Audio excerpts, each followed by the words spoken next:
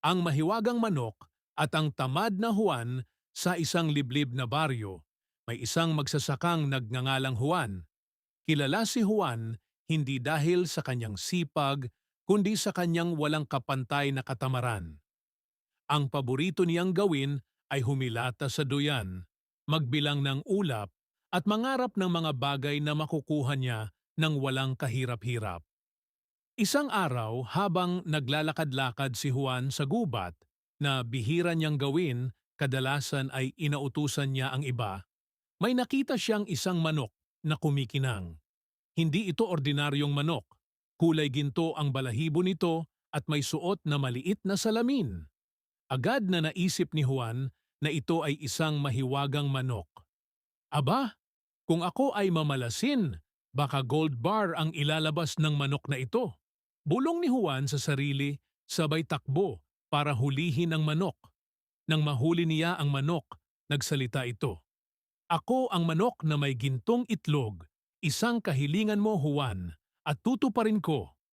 Nagulat si Juan, pero agad niyang naisip ang lahat ng kanyang katamaran.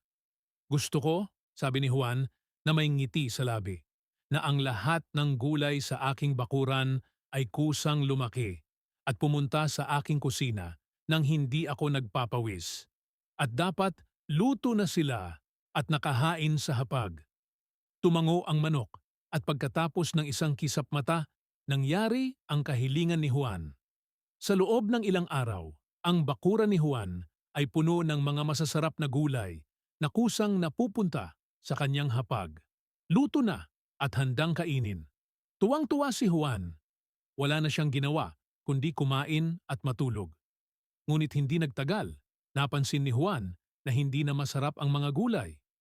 Lagi na lang kangkong, talong, at ampalaya ang lumalabas. Wala nang iba't ibang gulay at higit sa lahat, pare-pareho na ang lasa. Hindi na rin siya nasisiyahan. Manok! Ano ba ito? Reklamo ni Juan. Bakit lagi na lang ito? Nakakasawa na. Wala na bang iba? Sumagot ang manok. Juan, iyan ang iyong hiningi.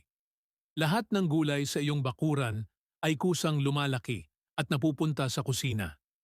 Hindi mo sinabi na gusto mo ng iba't ibang uri o na dapat masarap ang luto.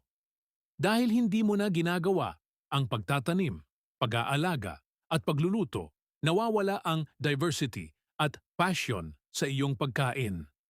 Natauhan si Juan dahil sa kanyang katamaran na wala ang saya at ang iba't ibang lasa ng buhay.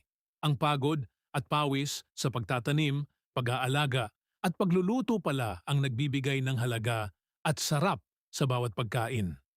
Napagtanto niya na ang pinakamahusay na bagay ay hindi ang madaling paraan, kundi ang bunga ng sipag at tiyaga.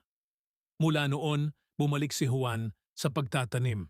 Naging masaya siya sa bawat patak ng pawis na ibinubuhos niya sa lupa. Ang mahiwagang manok ay ngumiti at naglaho. Iniwan si Juan na may bagong pananaw sa buhay. Aral, ang tunay na kaligayahan at tagumpay ay hindi nakukuha sa madaling paraan o sa pag-iwas sa trabaho. Masarap ang bunga ng pinaghirapan at ang bawat proseso ay may aral na maituturo. Ang katamaran ay maaaring magbigay ng panandaliang ginhawa, ngunit ito rin ang mag-aalis ng kulay at lasa sa ating buhay. Kung nagustuhan mo ang kwento na to, pwede ba makahingi ng suporta?